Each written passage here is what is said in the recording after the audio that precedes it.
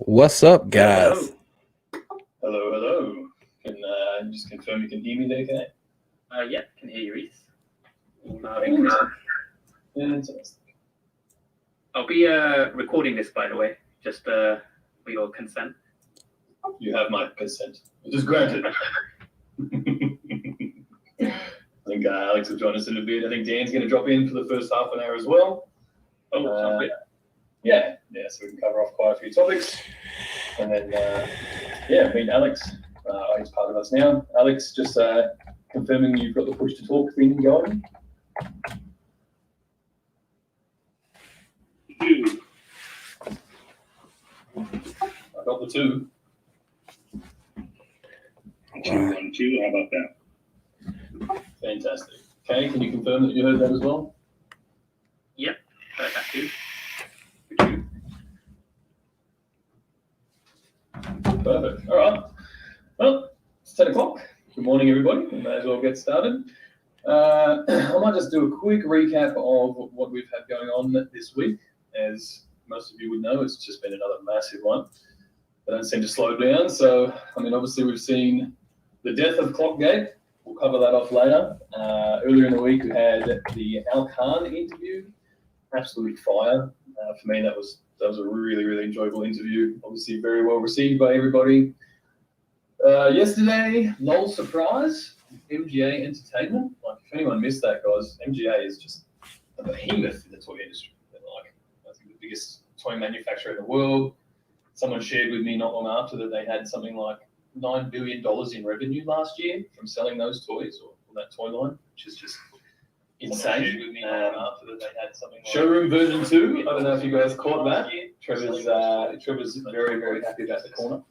Now being closed up, so we'll drop some more previews of that pretty soon, I would think. The Batman and Robin FA upgrades. If you haven't caught that yet, the Batman who screams and Mrs. Robin, must be Batman in black and white 89, I think, just got upgraded to first appearance as well.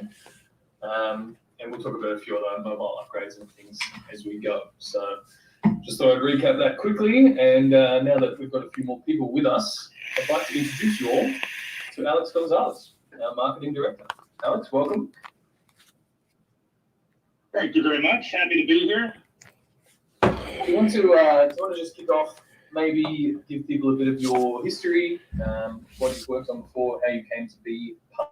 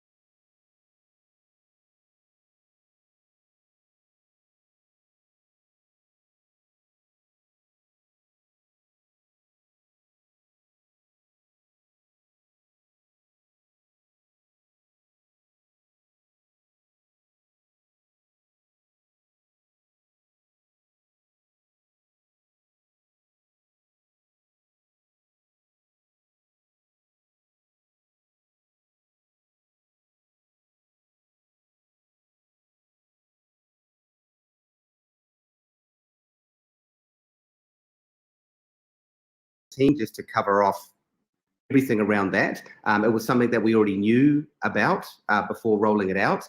But from what I'm seeing, in the data, I'm not sure about your buy now button, Kay. But obviously, yeah, this is the first iteration. We're trying to, roll these features out.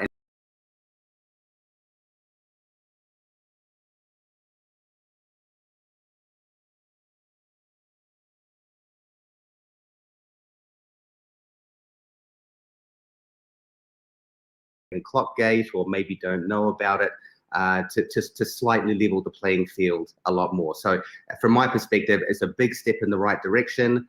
The first iteration, where there'll more than likely be improvements. As you guys know, we're always rolling out updates and improvements on the app.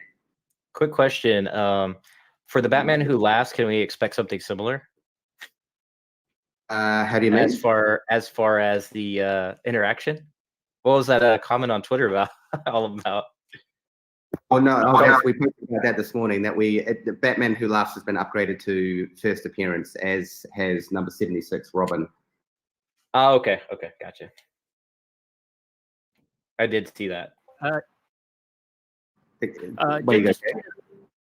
The last thing just wanted to touch on, because people just kept on hounding me about it, is so yes, pretty sure I've been telling everyone, the team's been definitely banning bots. They've been I don't doubt that at all. I've kind of seen it happening. But yes, the concern is, and we had quite a good conversation around this last week, Dan, is kind of ways to reduce this effect of people using, maybe now people seem to be using auto clickers, because the buy now button is in one space and you're not penalized for hitting it too early, because you can't hit it too early.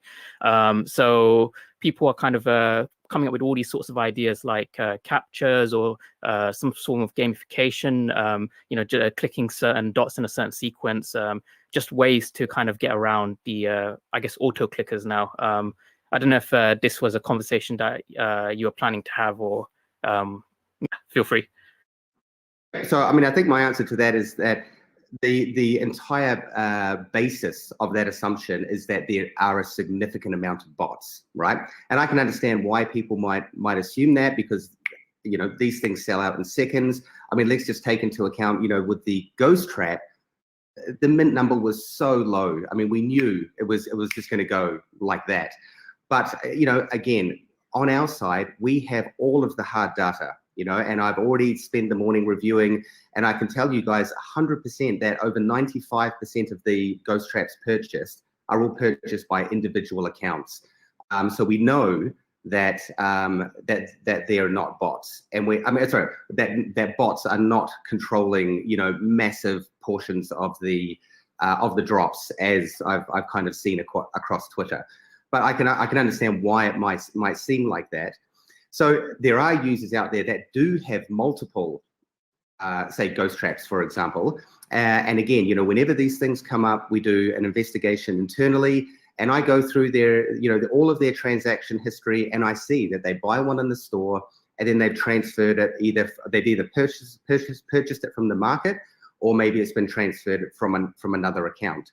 So are there people out there with multiple accounts? More than likely. That's, as I've mentioned previously, that's something that is very, very difficult to police, for us to determine, well, actually not even us, but any software company to determine whether one user and another user is the same person.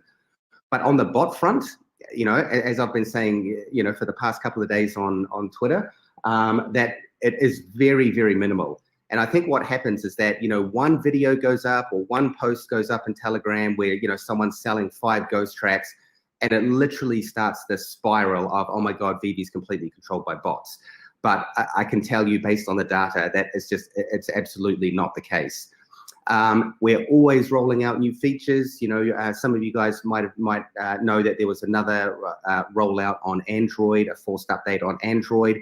That was to put in another layer of protection against bots that we thought would be good to go out before the ghost trap, because we knew that was going to be, very intense. So, I think when asking these questions, Kay, is really about understanding, the assumptions of where these questions are coming from. And we need to make sure that those that those assumptions are actually correct. Yeah, exactly. Yeah, so I just essentially wanted the community to hear it from yourself as well, because I know you guys, it's really easy to focus on the negatives, but I know you guys have been churning out so much stuff the past, past few months, literally. So yeah, thank you for your response. No worries. Sorry, I was just going to say, just on that, as a perfect example, I saw on Twitter this morning that someone offered Ray Fixie 500 ghost traps. There's only 1,700 or whatever for sale, right? Nobody has 500 ghost traps. But instead of someone actually stopping to think about that, people started to run with it and assumed that someone managed to get that many. Not even the best bots in the world could manage to get that many ghost traps. So yeah, sometimes I think people just need to take a breath and maybe really understand that for whatever reason, people will always try to stir the pot. And that's a perfect example of it. Yeah, I believe it was like $42,000 worth of ghost traps or something like that. 500. It's nonsense. That's what it is. Nobody's got it. Yeah, exactly. So I did have a question for Dan, if y'all have a second. Go for it. Glad to have you on. I watched a video with you and NFT Pirate the other day. Awesome interview. Awesome. Appreciate it, man. It means a lot. So it's two questions. I'll be real quick. What would be the negative on mixing in on certain drops, just randomizing your mint numbers so that there isn't a first come, first serve, which would completely eliminate bots out of the whole equation. And then it would give other people in different areas who may be on 4G or 5G an opportunity to get some lower mints to kind of mix it up a little bit. And my second question would be, I noticed that over the past couple of months, we're really starting to get a lot more art, which is the part that I'm probably most excited about, because I've started to dive down into Cossack and Frank, and they've introduced me to other artists. So I'm really excited for the art part of it. Is this something going forward that we're going to get that regularity on artists? And if so, how many would we say we would have before the end of the year? Yeah, great questions. Randomization, yeah, let me have a chat with the team on that one. That's actually a great suggestion. So we are actually making some further updates to our purchase reservation system at the moment. Excuse me. I'm sure you OGs here, remember the excruciatingly painful drop days back a couple of months ago. But really now that reservation system has been improved to the point where we are processing thousands, if not tens of thousands of transactions literally within a matter of seconds. And we are making another optimization to that process. So let me have a chat with the team about randomization. I don't actually believe that would prevent users trying to use bots. I mean, if they still probably want to try and get some because it's just, high demand. And on the artist side, absolutely, we will be bringing on more artists. We've already got new artists in the pipeline that I can't announce just yet, but the artist alley side of Vivi is definitely going to be growing. Obviously, we've got, we've had Frank Kozik in there, which was awesome. I mean, I absolutely love his Labbits. We've also had Ron English, sometime in the next month or so, we'll see the next series of serial killers coming out. And we do have a whole line of other artists. I think it really just adds another whole flavor to Vivi. I mean, brands are cool, don't get me wrong. I love Batman, I love Marvel. But it's also really cool to be able to expose the world and our fans and users to these artists out there. In addition to that, later on in the year, we do also have another program coming out, which is kind of part of the Artist Alley. Sorry, excuse me. Where we will be basically doing one-of-one artworks. So stay tuned for more information on that. Awesome, man. Appreciate that. And you guys are doing a phenomenal job. No complaints over here, man. Thanks, man. Can I ask a question? Ken. Go ahead. All right, thanks. Nightmare. Hey, Dan. Okay. I love this community. Okay, Austin. Yep, you go. Okay, thank you. Sorry. I have two questions, kind of suggestions. I'm not sure if this is possible, but for the bot situation, if there is bots, maybe there's very, very little. Is there any possible you can use your fingerprint scanner to uniquely identify the user? Yeah, I'll just answer that question. I mean, the only issue with that is, again, it's the assumption that everyone's phone has a fingerprint scanner. So we can't, we have to think of things quite holistically, because there are a very wide range of users and a very wide range of devices. So we can't necessarily disadvantage someone else because they don't have a particular piece of technology. And then, to be honest, the amount of time it takes the device to scan and recognize your fingerprint is probably going to add, too much extra time to give you an advantage. Oh, I meant just for like when you start up in the app, not every purchase or every drop. Correct. Yeah. Yes. We will absolutely be adding some additional security features like that in the future. Is there any updates on music NFTs by chance? And I saw Ron English might have mentioned Steve Aoki. Sorry, Kyle. I think Austin, did you have a second question? Yes, I had a second question. Sorry to cut you Oh, off. apologies. Kyle. Sorry. No worries. My second question was the user interface on when you were doing the buy drop. The cancel button, when I was doing it today, I was moving so fast, and that cancel button is huge, and I hit it by accident, which then took all my chances away. So I was wondering if we could make it a lot smaller so there's no incidents like that. Yes, that actually, Alex brought that up with me this morning as well. He said he tried to get it into the drop, and the exact same thing happened to him as well. So I will be taking a look at that for sure. All right, thank you. Okay, Nightmare. Great. I just had one quick question. We need to get some sort of order going in here. So yeah, let's go Nightmare, followed by Mr. Moogly, and then we can go next. Cool. I just got one quick question. So I noticed in one of the last few updates, when you look at one of your collectibles and then you go down to the details, it has like I know you guys added the seasons now. That's really cool. But I noticed it also took away what you paid for the collectible, and that's just kind of made it really hard for me to remember what I paid for certain things. If I want to resell them, I can only really remember what I paid for like the ultra rares off the market, for example, the big boys and anything that I may have gotten retail.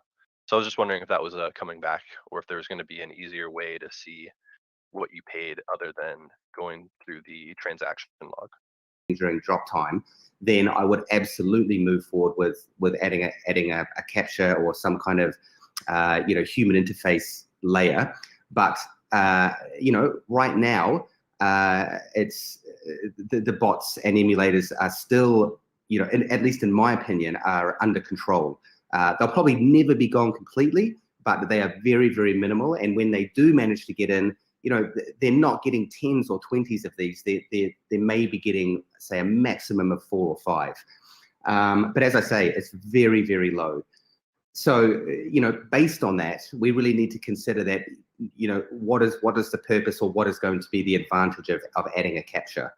So, we do think these things through quite carefully. And at this point in time, adding a capture is not really going to add any added advantage. If that changes in future, I'm always open to, looking at what we're doing in the app to improve the experience. Okay, cool. Can you guys hear me now? Yep. All right, sweet. Sorry about that. My mic wasn't working. I just had a quick thing. So I've been here since Nightwing. I've gone through the rough drops at the beginning to where they've gone now. They've gotten really good. But one thing but today's drop is I think it's a much bigger deal than I feel like you guys think it is about the different times for the different clocks. Because I know there's people in the same household that had different times, and that can't be due to location to the server. So like those milliseconds, those seconds, they make a huge difference. So like my suggestion would be, can we have like the buy button up first And just like before, you could click it, but it wouldn't let you buy anything. It would actually cancel you out. You have to click something else to cancel out and go back to it. Can we have something like that where it's not just waiting on the button to load sort of thing? Yeah, that is actually something that we were talking about with the development team the other day, that, maybe we have the buy now button visible, and then we move the countdown, over to the left of it. So it's always there, but obviously if you click it too early, it's not going to allow you to complete the purchase. So, as I mentioned, this is the very first iteration. I think it's improved things a lot in terms of clock gate. Is there room to improve? 100%. Are we going to be doing that? 100%. So I really appreciate your suggestions and feedback. And yeah, we definitely are always considering things that we roll out and how we can improve that. And that was one of the talking points that we had already sort of identified as a potential option. Awesome. Thank you. Hey, friend. I had a quick question, if that's okay. Go for it. First of all, the CAPTCHA thing is a nightmare for accessibility. It assumes that people don't have dyslexia difference. So just throwing that out there. Also, when listing an item for sale on the marketplace or when placing something in the showroom, it works great unless you have more than like 50 collectibles. Then you're scrolling endlessly to try and find things. Is there any way that we can incorporate the select by brands maybe first as a first step before going into the collectibles, just to make sorting and placing things a little more easier for as people get bigger and bigger collections? Yes, absolutely. So that feature that you mentioned there is actually going to be rolled out as part of the accessories. What we've done now is very similar to on the My Collectibles page, where you can click the sort of the bubble tags across the top to help filter your content. When you're in the showroom, number one, we're going to reorder the list in there, so your latest purchase is at the beginning, because who wants to scroll right to the very end? Because they obviously want to put their new one in there first. So that's the first thing we'll do. And then also in that little pop-up panel, when you're adding something into the showroom, we are also adding these sort of brand bubbles across the top, just to allow users to make it easier, as you say, Brock, to to filter down to find the contents that you want. That the panel that's there now is a feature of the sort of the bygone past, where we're like, hey, hopefully we get 100 users in the platform and they buy like 5 collectibles each.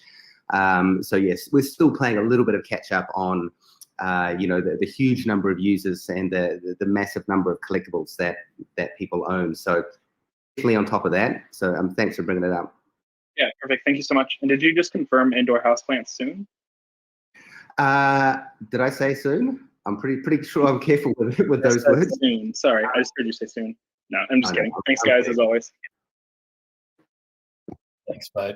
Kyle, I know you had a question a little bit earlier, something about music NFTs too, and then I'll bring a couple more up. Yeah, Frank Sabatka from the stream said, is there any plans to release the music NFTs soon? And if so, can you give an update on that by chance? I don't really have too much to say on music. I mean, it is something that we have looked into. Yeah, I mean, it's on our radar for sure. We've been talking to people, absolutely. But how we're going to implement that, what the experience is going to be, we're still kind of working through that. Gotcha. And is there any other 12 out of 10 announcements planned? I think we made a company rule that we just going to announce a 12 out of 10 until it happens. All right, thank you. I will never be using a ranking system again based on the last one. Yes. All right. Orion VV, and then Tom, and then Mr. VV Volt, if we want to go in that order, guys. Well, can you hear me, guys? Yeah. May I talk? Yeah, go for it, mate. You jumped in there. Thank you very much, because I'm waiting for a while. First of all, English is not my main language, so if I make any mistake, I'm sorry for now. No worries. My first question is, there are lots of flippers, and it's normal. I got it. This is the business. However, some people like me got some sets for a while, and then nowadays, because of clock gate or another things, I don't know, maybe law means we cannot get anymore. For example, me, I cannot get anything after April, so that I can get it. However, Rice before mentioned that that clock gate never this is never an advantage, but I never tried that until last drops, which was hoverboards, yeah. And then it's worked. I got all the set. It was a kind of advantage, and I got it. And now today, me and my partner checked that our timers are completely different, and that's kind of issue again. And I don't know. I got that part also in database. You can check everything. There is not that much bot users and emulators. However, can do something like erase this problem completely from people's mind and put some kind of 2FA or something for we will be sure about that. Yeah, impossible after that. I can't kind of like erase all hesitations. I don't know how to explain that part. And I got the second question let about me answer the first question first. Otherwise, I'll forget. Yeah, I mean, we've already covered a few things already around the capture and around the the first iteration of the RIP clock gate, and we will be making some modifications and improvements on that over the next couple of weeks. And I think the other thing to consider is that if you were here back in the OG days, and we're only talking like maybe 2 or 3 months back, there was considerably less competition back then. You might have been dealing with maybe tens of thousands of users all competing for the same drops, rather than what we have now is potentially hundreds of thousands of users. So really a lot of the sort of assumptions that I see coming up in Twitter really come down to one thing, and that is supply and demand. The demand is growing more and more and more over time, and the supply is it's still kind of remaining the same. I mean, as you guys have probably noticed, Dave and I have dialed back some of the edition runs that we're doing at the moment. We will see higher edition runs with some of the brands that we have coming up, which will give users a lot more opportunity. But it's a real balance in the collectible world. So things like Frank Kozak, Ron English. I mean, we don't want to be flooding the market too much with these collectibles. So I guess just to summarize and to answer your question, we are always working on the fairness to make it more accessible to everybody. And so those improvements will come over the next couple of weeks and more than likely into the future. Thank you for that. And my second question is about, it's like I'm keeping my set and I want to get some kind of promotion for that, maybe bonus, I don't know. For example, Cryptins, I got all the set, and in the future there will be, I hope there will be new launch for series 2 or 3 something, and there are another people flipping those all the time for get some profit. I got that part also, but I'm a collector first of all, and then I want to see some benefit about that. Like, but I know the Master Collector program. I heard about that. I read about that. It's about like some kind of pay to win. So, in my point, no, it's not a pay to win. I see. So, in my point, like if I hold that set, for example, for 3 months and I never flip that, can I get some kind of advantage from those, or it will never be?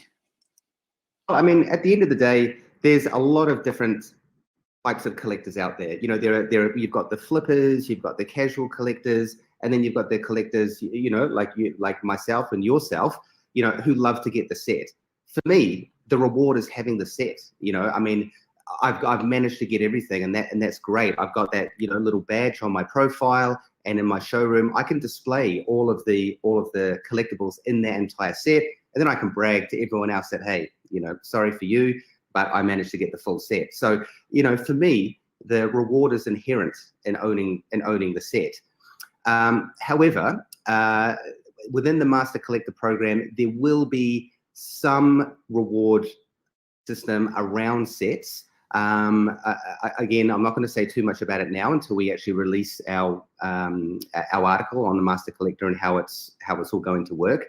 But yeah, you know, we have to be very careful. You know, again, when we're developing these kind of features, we have to be very holistic in our approach, because there are only certain people that have the opportunity to own an entire set.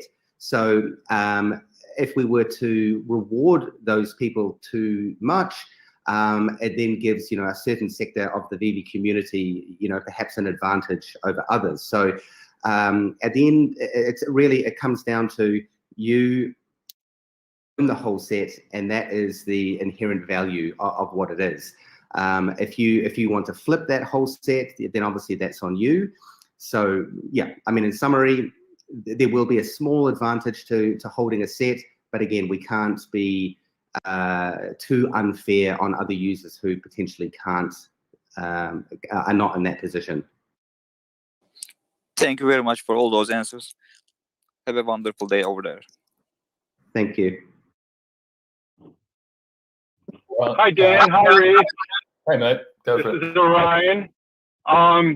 Been listening to you guys forever. This is my first time actually coming on to ask a question. I just wanted to make an observation and then a question. The observation is I noticed that if I have my Notify Me on set, that the buy now is delayed by a couple seconds in order for it to refresh the Notify Me. So what I tend to do is I do Notify Me, put it into my wish list, and then take the Notify Me off so the buy now shows up right away. So I think there's a delay with the Notify, and I just wanted to share that because I heard Hello K say he had some issues with that.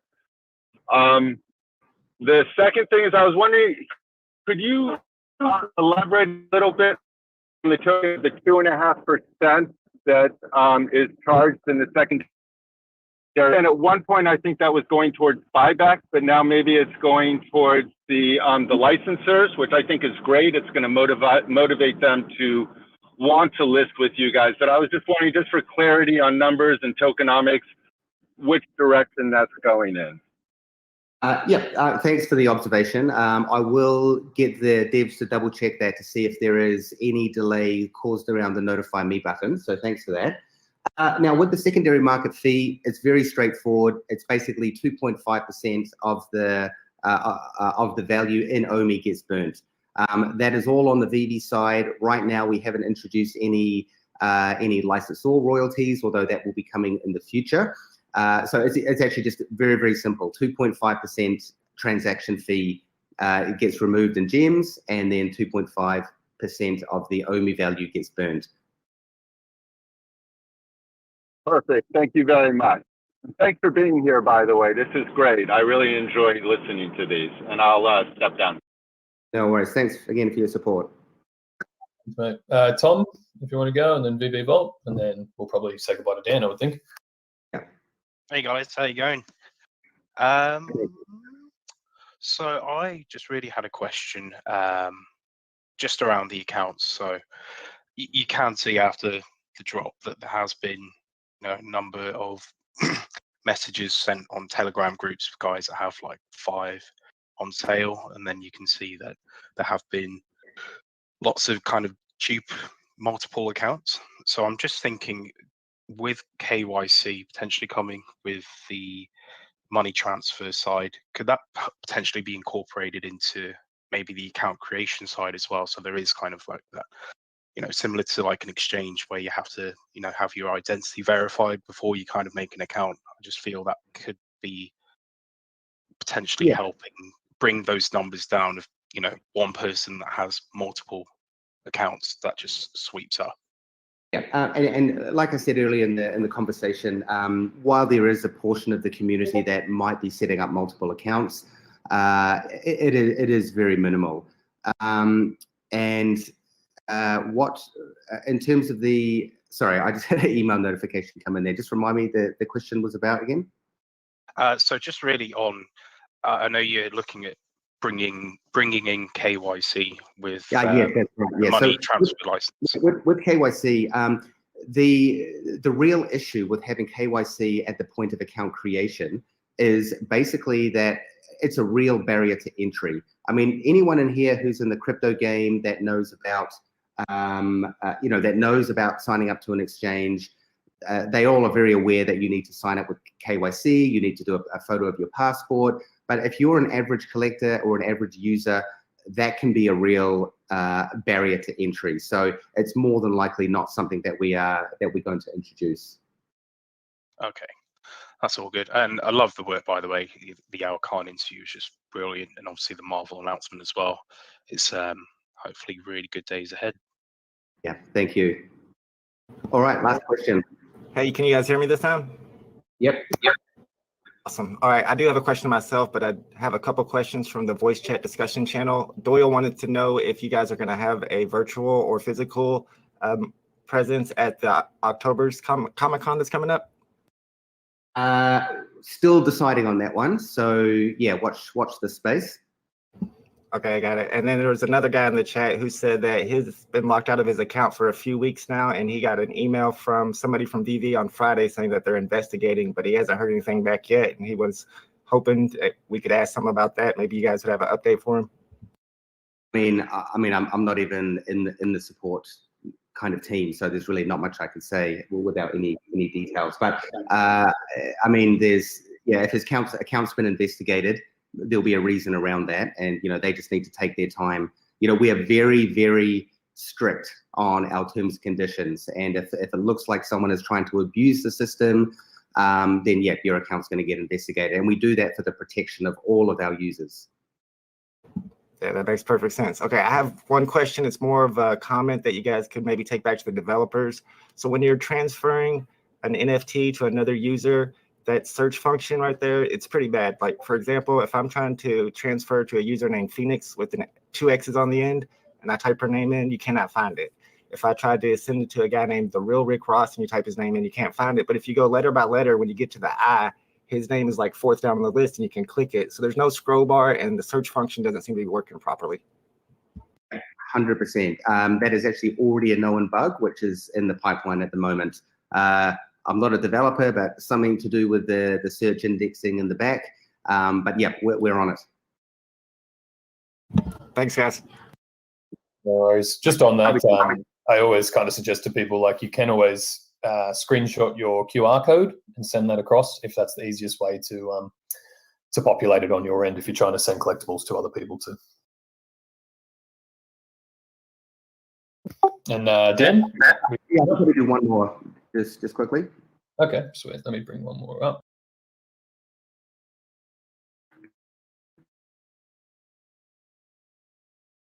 Wubba Wubba, if you're there, mate, if you've got a question you want to put to Dan, feel free.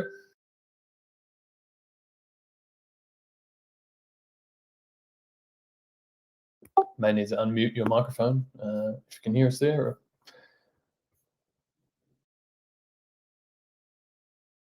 So we might be having technical issues. Let's move on to the next one. Yep. Emoji, if you've just come up, if you've got a question to ask. Hi. First, I just want to thank you guys. You guys are great with everything that you're doing and just being here for us and to answer questions. I kind of have a question because, I love the app. I love the features. Sometimes I'll randomly show it to people I don't even know because I'm so excited. But one thing that kind of like I was wondering if would be worked on is a lot of times when I show it to other people, because they're unfamiliar with like the way AR works, they may like act as if it was a typical app where they expanded or touch things and move things. Basically, I was wondering if like a lock feature is anything that would be looked at, because a lot of times like I would show it to people and then all my collectibles would be moved around before I could tell them to stop. Yeah, I'd have to have a think about that one. I mean, it's quite a big feature. So, whenever we assess these kind of features, it really comes down to, how much of the community it's going to impact. And so just so I'm correct in understanding, you're saying that you'll let someone go into your showroom and wander around, and then they mess everything up and then give it back to you, and you're like, thanks for that. Yeah, pretty much. Yeah. Yeah, to be honest, I haven't really come across that yet. So I'd have to have a bit of a think about that and just whether it's a wide-reaching enough of a problem for us to sort of implement. In the meantime, you could just say, "Hey, man, walk around my showroom, but don't touch anything." Yeah, that's what I've been doing. Sometimes it works, sometimes I'm not on time, but yeah, that's pretty much what I've been doing. Actually, can I just add a question to that, Dan, while we've got you here? I have a few people, they obviously give their phone to their kids, and then they live in fear that their kids are going to accidentally list their items in the market or something like that. Mm-hmm. So I know some people have requested, I guess like a child lock almost. Maybe you could toggle on and off your own access to the market or something like that. Is that something that we've kind of considered? Yes, absolutely. I have definitely considered some sort of like, how would you say it? Like limited access kind of feature in the app, where exactly as you say, Reese, you may be able to go and toggle on like kids mode or limited access mode. And actually, to be honest, just to the point that Emoji was saying, that is something that we could potentially look into that as well. Especially now that we're starting to bring in, some of the kids brands. I'm sure many of you saw the announcement with MGA and bringing in the LOL dolls.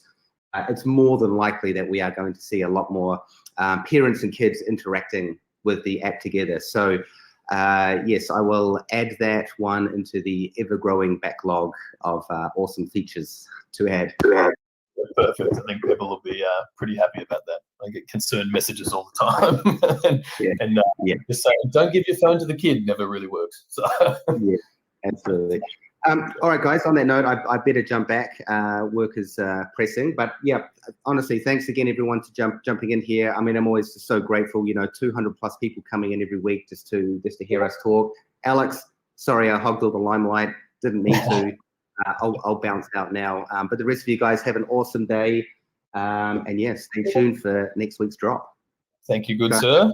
Really appreciate it. And yeah, guys, while we continue, and we have Alex here, let's pepper him. Who's got questions about marketing? Let's get to know him. I hope you all are really ready to talk about the finer points of Mexican food and 70s funk music. That's why I'm here. Now we're on the topic. What's your favorite meal, my friend? Well, being of Mexican descent, comfort food for me is Mexican food. So I live in Los Angeles, which means I have access to a great breadth of Mexican cuisine, namely tacos. So I think I'm going to have to go with tacos. I mean, it's an easy, simple answer, but it is the tried and true winner of the greater Mexican cuisine. It's hard to argue with. It is hard to argue with. Thank you for that insight. Guys, if anyone's on the floor, I believe, maybe a question for me or Alex, and then we'll go from there. Yeah, I got a quick question. Yeah, as far as the marketing, when can we expect it to kind of fully, launch? I realize there's like YouTube ads and that thing going, but can you kind of tell us a little bit more detail about like kind of what you're going to be over and things like that as well? Yeah, sure. I mean, obviously I can't go into specifics when we're going to launch specific campaigns because they may be around, either new IP or, certain announcements that we have coming up or, drops that we're trying to plan for a specific time in the future. But yeah, I'm going to be leading all of the, branding, marketing, tone, voice, cadence of social posting, and then, eventually into larger kind of scale marketing programs such as, like you said, paid marketing on either social or YouTube. Hopefully we can have some larger kind of partnership type deals. Those are all things I'm still trying to kind of wrap my head around. I think one of the things to note is that we do have some pretty exciting stuff coming up that we will be looking to kind of cast a wider net for in terms of bringing people onto the platform. and the reason why we haven't kind of like pressed start on the marketing button, so to speak, is that we've had one drop a week, maybe two drops a week, and they sell out instantly. So we want to get to a point where we have plenty of IP and plenty of drops happening at a regular clip, so that we are not driving people to an experience where they can't buy anything at retail and have to buy something aftermarket. Right. I think there's a lot of excitement from the current community, and I love that. And I think there's really what's going to make this exciting for people that are new to the platform as they start to integrate into the community. But right now, we don't want to just pull a bunch of levers and get a bunch of people on the platform, and there's nothing to buy. Yeah, and Tax Trades was asking kind of in the stream here, can we expect it like after Comic-Con, or like as far as the marketing button to be pushed? Well, I don't want to call it a marketing button. It's definitely not that. There's some careful planning that's going to go into IP specific campaigns and things like that. But yeah, around Comic-Con-ish, I think is a good kind of marker to put in the ground in terms of where we're looking to get outside of just organic social. Yeah, absolutely. Gotcha. Thank you. Thanks for answering that question. I have a question for Alex. Shoot. Hey, Alex. So I know a lot of us in the community have been looking at things like certain movie drops to align with VV drops and things of that nature. Do you plan on doing that moving forward, trying to align some of the major happenings in entertainment with certain specific VV drops?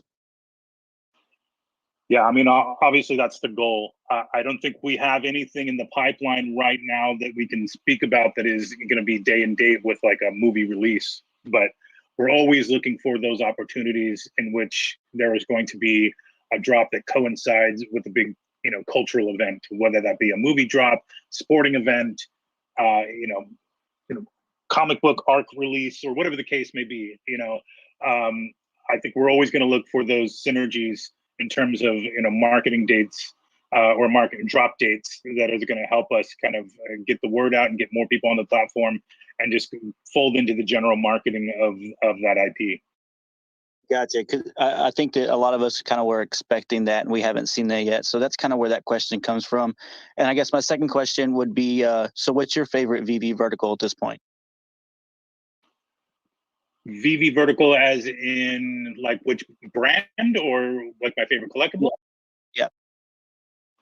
Either or. I mean, look, I think you heard Dan mention this morning, I was really bummed out that I didn't get my Ghost Trap. As somebody, as the child of the 80s, Ghostbusters was and still is one of my favorite movies of all time. And I struck out on both Slimer and Ghost Trap. So look, I'll be looking forward to any more Ghostbusters related drops in the future. But I think as far as things that I own, I'm really into my Marty hoverboard, and I hope, fingers crossed that those will become like rideable in the metaverse, in the VVverse, at some point in the future. But yeah, I think hoverboard's probably also because it came out of similar year as Ghostbusters. Back to the Future is definitely one of my favorites. Gotcha. Hey, I've got a question for Alex actually. So recently I did an AMA a little while ago, and the question that I kept getting hounded on by the community was when marketing, specifically not just marketing for VV on the VV side, but also marketing for the OMI token, because I'm aware that in the past Google was quite tight with the kind of crypto marketing with the ads, but they've relaxed their policies quite recently. So are you going to be the person who's leading the way in terms of marketing on the OMI side? And if so, what kind of forms might that marketing take? Well, I'm very happy to announce that I will not be involved in any way with not to say that I'm not excited about it. Obviously, I wouldn't be here if I wasn't, but I'm specifically focused on VV and the digital collectibles and building the VV brand moving forward. I'll leave OMI to Reese in the Economy team, but I will be focused specifically on VV. Yeah, the OMI side is definitely my side of the equation. You know, as we list on new exchanges, they obviously come with all their campaigns, things like that. I don't, like when it comes to Google relaxing their advertising rules, like I don't think you're just going to see the OMI token plastered on a Google ad.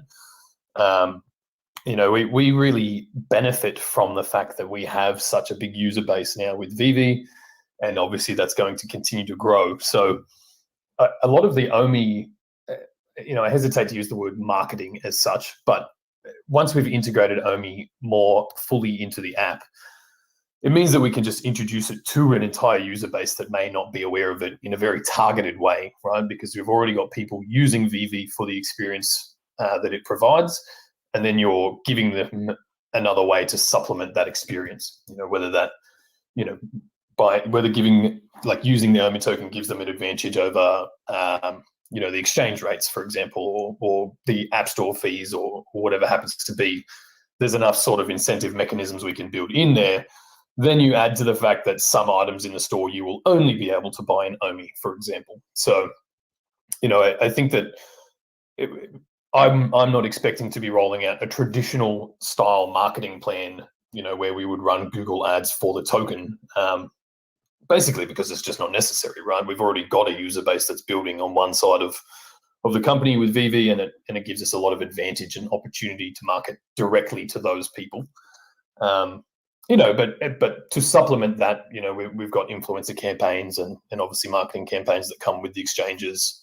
They always run their trading comps, all those kind of things. So they'll all be part of the story as well. But yeah, I'm not, at least at this point, it's not in the horizon to just advertise the token on Google or things like that. Just a quick follow-up on that. Well, more on the kind of campaign side. So this week was obviously a really, really big week, especially for myself, since we got to be, I guess, the first like non-official Ecomi people to announce the Ghostbusters drop. And reaction was generally, I would say, like 99% really positive. It's like unique, new, and people were really kind of generally enjoying it. But there were people who were confused as to why. So I'm going to phrase it in like in nicer terms, but they were confused as to why Ecomi let community members announce the drop as opposed to leveraging their kind of vast resources of marketing. So I think it's best if they hear it from you as to why that was the case. Yeah, I mean, let's not sugarcoat it. Some people just got butthurt because someone else found out before them, right? And I think that's okay to say. Now, as we've said in the last, I think Dan mentioned it a week or two ago, we are starting an ambassador program, right? And the initial phases of that to bring in the people that are openly and publicly supporting us in the community. And that goes from all of our community mods to people that are active on Twitter, you guys creating content on YouTube, all of these kind of things. And it's always been a very integral part of our journey and really the story that we're all creating to be involved in the community, right? I mean, we do these AMAs, everybody's interviewing each other on everybody's channels, everyone's creating incredible content, and because of the core that has been built there, you know, it really means that we haven't had to dive too far into spending money on marketing. So enabling that for the people that are disseminating information is just a way for us to give back and to say thank you. This was the first time we tried it, and it was actually just by complete chance. Wannabe Champ reached out to me and said that you guys were doing a stream. Was there anything we wanted to share? And we thought, all right, well, yeah, let's give this a go. And as you said, you know, it was received really well by 99% of people. To the 1% of people that got upset about it, I mean, I'm honestly a bit befuddled by it. Like, the Ghost Trap has been listed in the store for months. Everybody knew that it was coming at some point. So I don't think that anybody was disadvantaged by not being a part of that. It was really just a way for us to say thank you to you guys, give you something cool to share, and we're going to continue to do things like that moving forward because we have such an incredible network of people now. You know, from a company standpoint, from a community standpoint, it just makes sense to leverage that and to continue to involve you guys as much as possible in this journey. Thank you. No problem at all. Who else we got up here? Someone got a question for Alex while we're here? I believe. Yeah, or I got a question if nobody does, or I believe, do you have a question? yeah, Yeah, just go. I just wanted to know what type of strategies, marketing strategies you guys have in plan, if you're able to share. I know you can't mention any sort of celebrities or influencers, but what would be like a type of what would be a type of strategy for, like the Met Ambassador program, for example?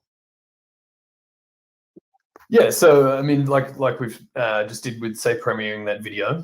This down the line, this isn't going to happen in the next few weeks, but as we really start to flesh this out, being able to maybe give some key influencers a collectible so they can show it off, and or actually display it in AR, really start to build the awareness on that front. I don't personally use TikTok, but it seems to be where the kids are these days. And that kind of content is really, really viral. It's really easy to share around, things like that. So we're very blessed that we have a product that people really enjoy interacting with. It is very visual and visually appealing.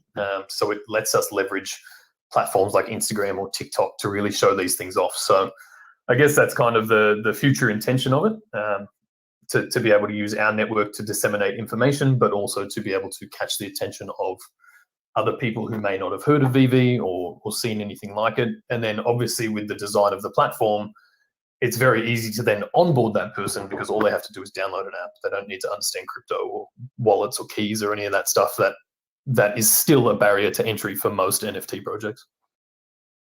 Is there any plans to use any celebrities in any of the marketing anytime soon, or is that somewhere further down the line?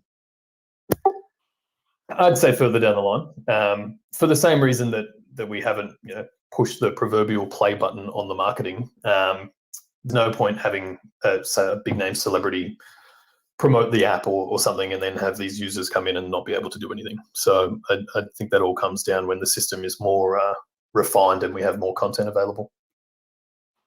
Okay, Yeah, makes to that sense. point. Thank you. Sorry, can you hear me? Yep.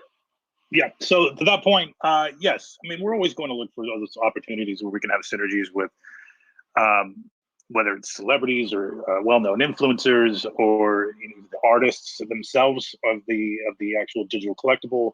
It's always going to be part of the plan in rolling anything out that we have on the platform and the drop schedule.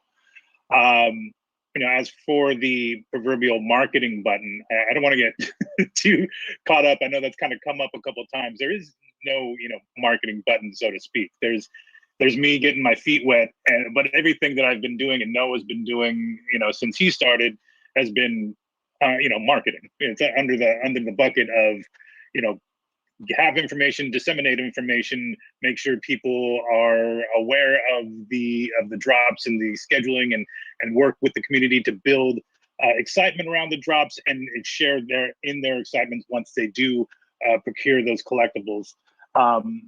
Continuing to build out that presence across all social platforms is really kind of the short-term project or priority for me.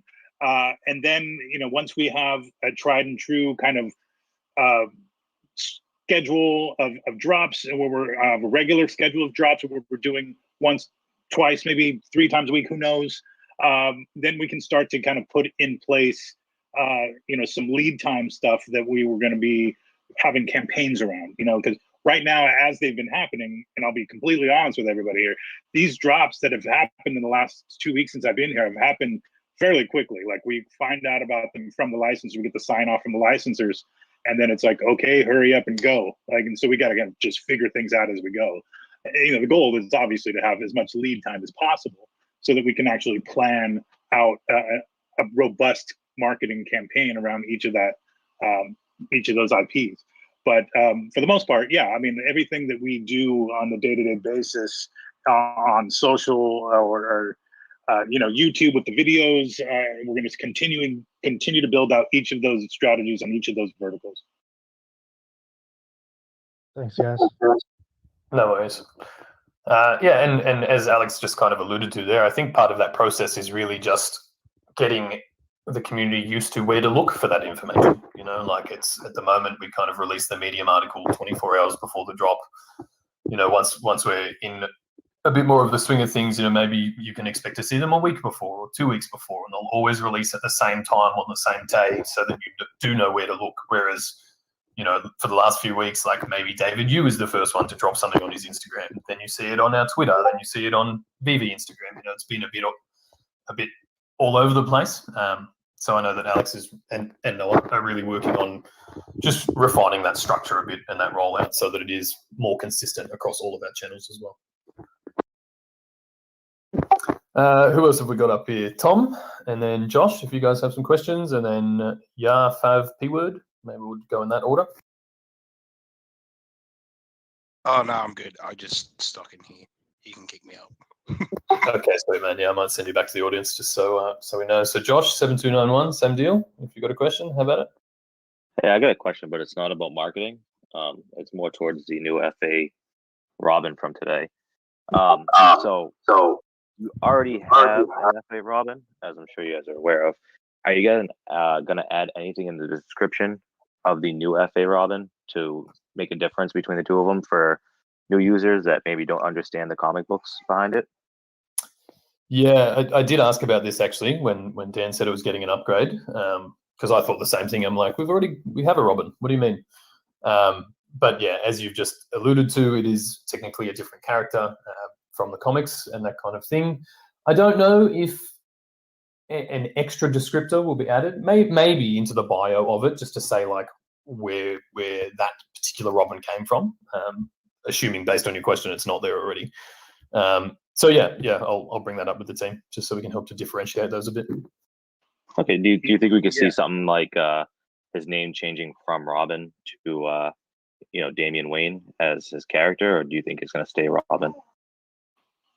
I would imagine the character name would stay the same. I think the descriptor, if anything, the little bio piece would change.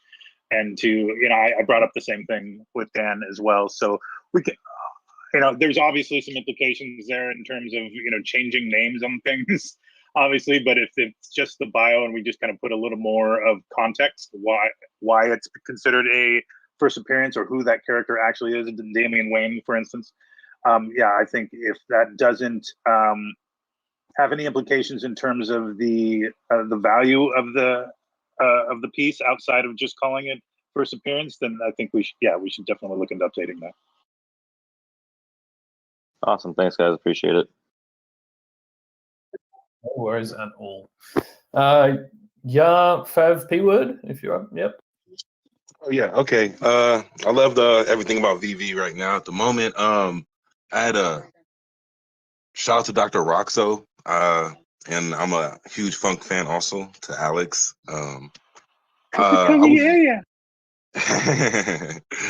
Okay, when Death Clock then. I was wondering when would VV actually put out their first collectible from their department in development? Like, do you guys have a VV man in the cut, or is it going to be like a table? I'm going to buy the table if that's the first thing you guys put out, but I was just wondering, did you guys have a timeline for when you guys could put out your first product? It's actually just going to be my face floating around. No real timeline.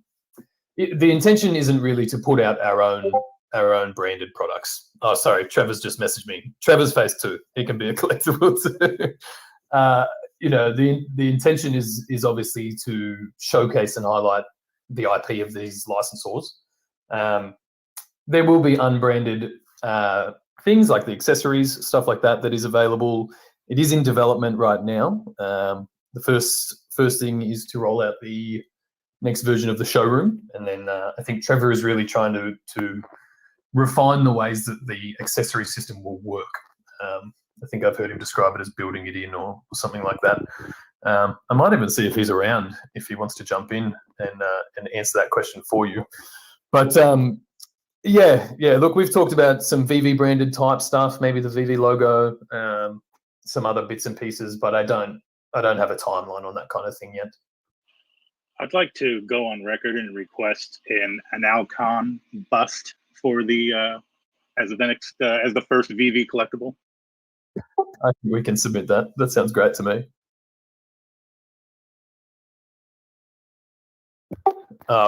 Trevor wants to go first. Trevor, do you want to join us in this conversation? If you can hear us, mate, come join the stage. And in the meantime, Wubba Wubba, if you got a question. Yeah.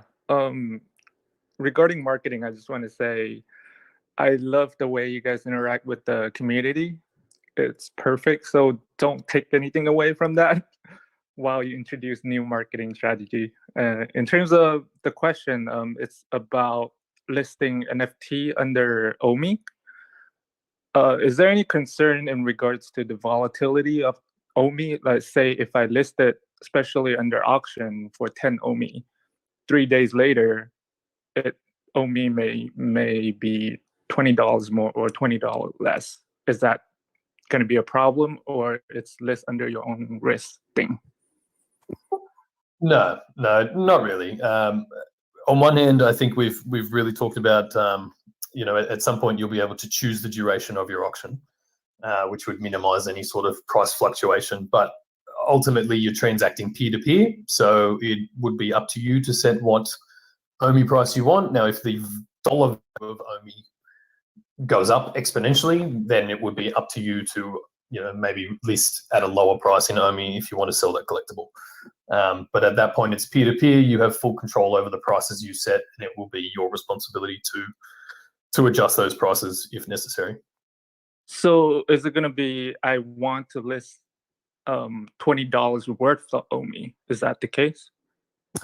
No, you list in an OMI amount. So you may list for 1,000 OMI, and because you're transacting in OMI, that doesn't change. It's only the dollar value based on the spot price on the markets that would fluctuate. But in terms of an OMI transaction, 1,000 OMI is 1,000 OMI. Got it. Thank you. And if I may, can I ask another question regarding auction? If the bidder that won the auction doesn't pay after 1 day, is there any way you can add, for example, give the second bidder an offer to buy it? Yeah, so I think the next phase of the auction upgrades to roll out is an escrow, where to place a bid, you actually have to put, say, 10 gems into an escrow account, right? Anyone who wants to participate in the auction has to contribute 10 gems. If you don't win the auction, you get your 10 gems back. If the person who did win the auction doesn't pay, then whoever was selling it will at least get that 10 gems. I don't know if we're going to build in a way for the second and then the third and then the fourth person to have the option to buy it. But if that's the best solution at the time, then obviously the dev team will try to integrate that too. Thank you. No problem. And welcome, Trevor. Good to have you here. I know someone just asked a question about the VV branded sort of products and things like that. But while we've got you, I mean, do you want to give some people some insight into Showroom version 2, what we've upgraded, and if there is any updates on potential VV products, accessories, all that kind of stuff? Yeah, I guess. First of all, Alex, welcome. It's nice to meet you. Excited. The Los Angeles-based contingent of VV grows every day, so this is very cool. And I guess to answer the question, yeah, so we're working on showroom updates. We only updated everything, so very excited for people to see the changes we made. It's more than just the corner. No longer happiness. So yeah, I'm excited for those to be like the whole rollout with that. As far as accessories, it's something that we're digging into. It's more than just what do accessories look like, but how are they delivered, all that kind of content, that the systems surrounding that content are being designed as well. And we got some really cool, exciting ideas for that, and I'm sure those will be discussed in the future as that starts coming along. And so it's hard to say. It's hard to go into too much detail on what those will be, but we have some pretty clear, some pretty interesting creative vision for what accessories will look like, how you would be decorating your showrooms beyond just NFTs. Perfect. Thank you very much, kind sir. I just brought a couple more people up to the stage as well. So now we've got Trevor and Alex. Guys, if you've got any questions in that that realm, I believe. Are you waiting to ask something there? Yeah, I know that you guys have more like collectible IP that you want to release as NFTs, but since we're bringing accessories and furniture and houseplants and whatnot, can we also expect like designer furniture, designer appliances, these kinds of things? That is a very good question. To my knowledge, it's not really part of the conversation, purely because it's not really the vertical we're really accessing. But I mean, anything's possible in the future. You know, if there's demand for designer couches or things like that, or they become items that people want, then maybe. But again, I don't know if in the digital space people will want to collect or, you know, pay a premium for a designer couch over an ordinary one, unless it has like some specific utility or function. Trevor, or Alex, any opinions on that? I mean, I have opinions. I'm not sure.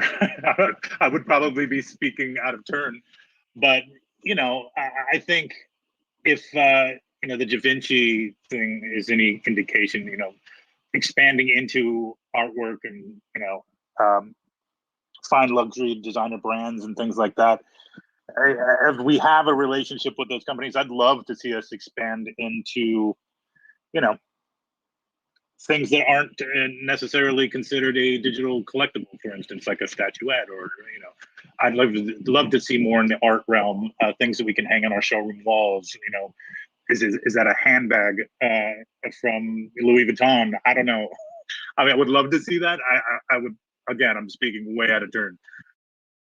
Yeah. I think items like that, there's definitely potential, because I guess they do still have some collectability about them. I guess I'm referring more to like, well, I personally don't know anyone that collects couches. Yeah, it'd be cool to see like Memphis group furniture. If you guys haven't seen, take a look. But yeah, I mean, anything that Daniel Arsham does, he has some really good. Yeah, okay, yeah. I think I've also seen Tokidoki do some collaborations with Cartel, Kartel, I think the brand is, and they do actually do some really cool branded furniture. You know, it's got Tokidoki characters all over them, things like that. So, look, I won't rule it out. I guess there's always potential for that kind of product vertical as well. I'll jump in and speak out of turn. I totally agree with Alex. I think I think it's a very cool and interesting space. Again, it's questions beyond just what is it that we want to put out in that kind of world of like furniture, whether it's stuff we've created or a like theme to like a design, an existing design. But it's also beyond like not just what is it, but how we would roll it out. Is it something that we would like? There's a lot of questions that need to be answered. So it's hard to like speculate and give you a definitive answer, but it's certainly a space I think we'd be excited for. I agree with Alex. I think it's a pretty cool idea. Yeah, and to that point, I think, you know, those discussions are ongoing because we are so new in this space still. You know, even though to everybody here in the community, NFTs, everybody knows what an NFT is, but to a large portion of, you know, the public, they've never heard of it. Like, I'm trying to explain my new job to my family at 4th of July, and like, just nobody could wrap their head around it. You know, no matter how basically I explained it. But you know, there's going to be still a lot of education to go around, and then I think, you know, looking to the future where we have to fill a home in the metaverse. You know, what are we going to fill that home with? You know, is it just collectibles? Is it baby furniture? Is it more artwork? You know, what is it? Those are all questions that I think that we're continuing to research and answer and ask ourselves. Yeah, quickly just to finish off, yeah, additional to that, like if you look at the Supreme collectibles, you know, they have very arbitrary objects, whether it be like punching bags, matches, tables, wrenches, and you know, I'm sure these are things that people would still want to buy in the virtual world. So something to consider, but thanks for letting me know. Appreciate it. Yeah, no problem. Yeah, and look, as these two have just said, I think that will continue to evolve as people's awareness and comfortability in the digital space continues to evolve. I think we all agree that that's where we're heading. That's where the world is heading. So yeah, I'd say that it'll continue to be built in as we go. Who else have we got up here? Austin, I know you've been waiting. If you want to jump in, and then Old Crypto King, if you want to go next. Yeah, I have a question.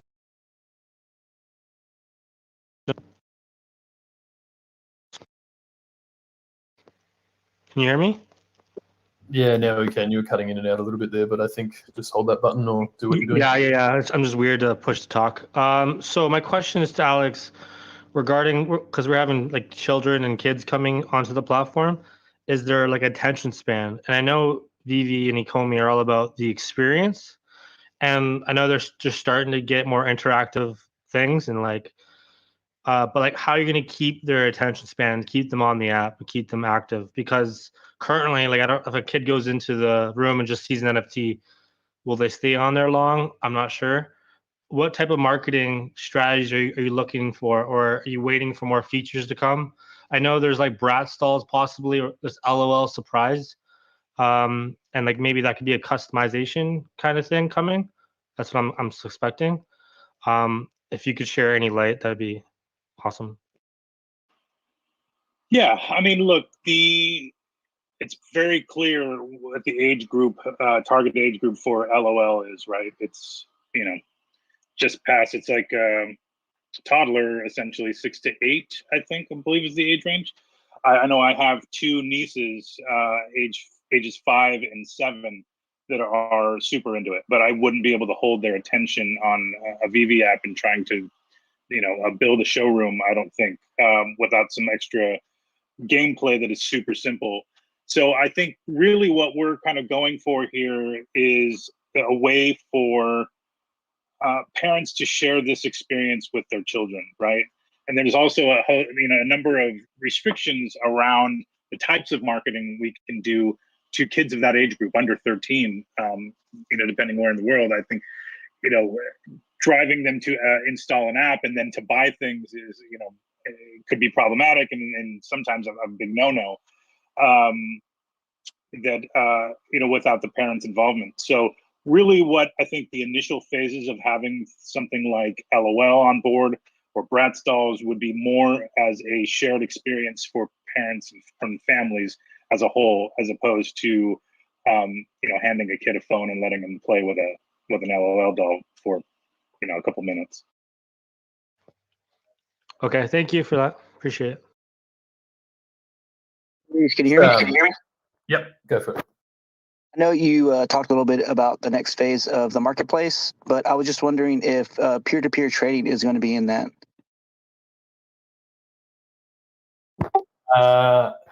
Not initially, no. So that the next phase I'm talking about, there's an article on the Ecomi blog that talked about the auction overhaul.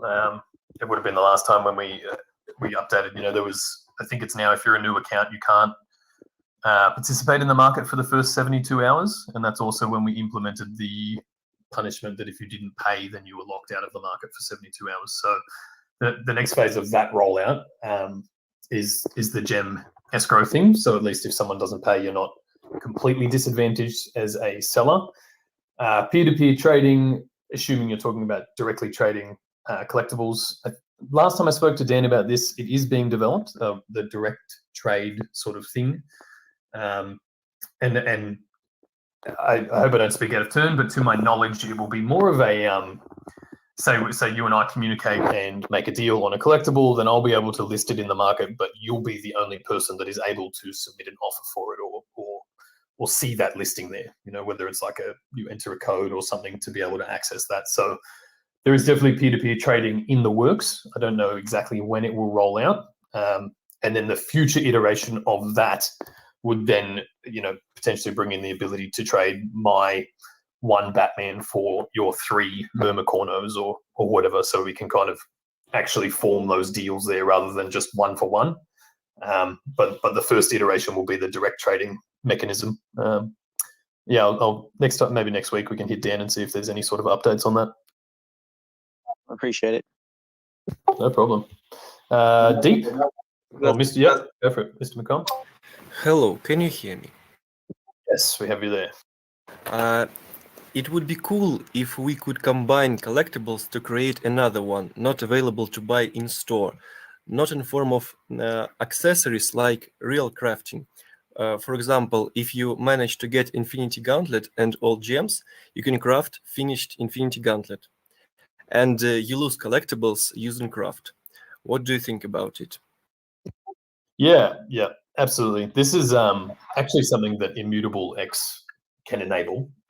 And from a contract point of view, normal ERC 721s, that's the contract standard for a normal NFT. Then you have ERC 1155, which is a composable standard. So that would mean let's say you have a Superman and then you get a golden cape, for example, and you can combine those two collectibles. And then it's, you can choose to then sell that collectible on with that. Hang on, I'm just going to mute something. Yeah, that's better. You can sell that collectible on, and it comes with the accessories or the attachments that you've given it, say that extra sword or extra cape or things like that. So it's definitely in the works. It's definitely something that we will see in the future, being able to customize the appearance of your collectibles as well as as well as actually own them.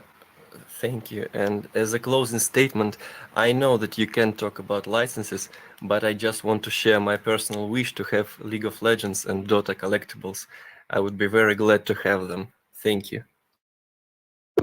No worries. I'm sure Trevor would be glad to have them too. Yes, I would. All right. Now, Macom, if you want to go for it, mate. Oh yeah, thank you. No, I just got one for Alex, but before I go, I should say I'm from San Diego, and I do respect the taco choice as your favorite food, but I gotta say, a San Diego, California burrito, man, you can't beat it. As I'm actually from San Diego, and I will wholeheartedly agree with you. There has not been any place in LA that I've found that does an even halfway decent California burrito, and it bums me the F out. So yes, I do agree with you. Yeah, I didn't want to hurt your feelings by saying that, but I'm glad you agree. Hang on. Just quickly, what makes it a San Diegan burrito? What is so different about it? It's basically just a steak or a carne asada burrito. It's got guacamole inside, cheese, and then what makes it a California burrito is that it's got French fries inside. Classic move. It's delicious. It's delicious. If anybody ever goes out there, you need to try it for sure. No worries. It's sound advice. Do you have a question while we're here? Yeah, it's on the marketing side, but I guess not so much marketing for new users, but marketing for people who are already or had just become users. Because I come, from a marketing background myself, and I think, the first experience is always the most important, especially like their users' first drop and things like that. And as we get more users, maybe they're not, these people on this community live, eat, and breathe this stuff, but people who are new may not have, the tips to succeed on like a drop day or things like that.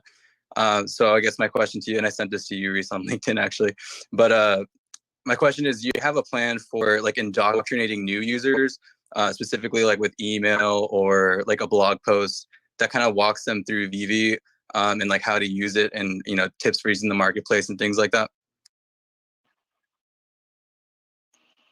Yes. So the short answer is yes. Those are some of the things that I'm planning on for certain. As I mentioned earlier, a lot of what we're doing in terms of welcoming new users onto the platform is that education piece, right?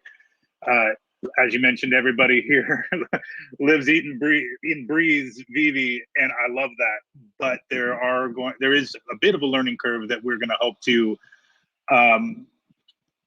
smooth out a bit, just in terms of ongoing education via social, whether that's influencer video or community YouTube channels and things like that, where we're doing appearances on or creating short form video on Reels, whatever the case is. We're going to continue to educate the people who are new to the platform with both kind of 101 VV 101 content or tips and tricks or whatever the case may be Those are things that we are going to continue to pour over the data with and see if anybody's getting hung up in certain spots, or if they drop off because they install the app and then they don't know what to do with it. Those are all things that are going to inform kind of like the larger, marketing and social strategy in particular. Got it. Yeah, that's good to hear for sure. Thank you, guys. I got a question for Trevor. Shoot. So I know some of us have seen that there might have been an issue with the Pitbull hoverboard. I don't know if that's been brought to your attention or not, Trevor. It has not, but what is the issue? It seems like one of the engines may be hollow and the other one appears solid. I will take a look at it. That's probably just a modeling issue. And then I guess my second question is for Reese. Do we have any update on the VV wallet or the Ecomi wallet? So the last update I had was that I know David was waiting for some the actual packaging and boxing to come in. The wallets themselves are they're being manufactured. They're quite a hard wallet to manufacture, but the warehouse is producing them. The biggest thing we've been waiting on is a update to the actual companion app, because it really hasn't had a facelift for quite a while, which has been in the final stages of testing for a while now. I'll chase it up after this. So then we'll need to roll it out just to a few people to make sure it's all good, and then roll that update out. The hardest part is that prior to running out of stock, people would receive a secure wallet and then have to do a firmware update straight away. So I think what they're trying to do is make sure the new app is ready to go, then update the firmware on the card before it gets sent out, just to remove a bit of an issue there. For some users, there was a bit of a latency issue. Some phones, because all of the firmware updates on the card happen over the air, like from your phone, there was quite a few teething issues there, and it caused a fair few issues for me running the support on that side. So I think they're trying to get all those things in line before they make it available again and send it out. All right, perfect. And if you need any beta tester for that, feel free to reach out to me. Yeah, no worries. If you've got, have you got one already, a wallet? No, because they've been sold out. Okay, yeah, that doesn't really help us on the beta testing side then. Okay. Yeah, we need people with the wallets to test the new app, but on the next round, yeah, I'll bring you in. That's fine. Yeah, for sure. Awesome. Thanks, guys. No worries. Mr. Viper, if you've got a question.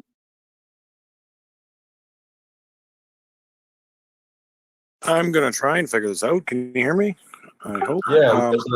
Okay, good stuff, guys. Just on the organic social side of it, I guess totally agree with on the word of mouth advertising. I think is definitely the best way for you guys to grow organically, or for the brand to grow.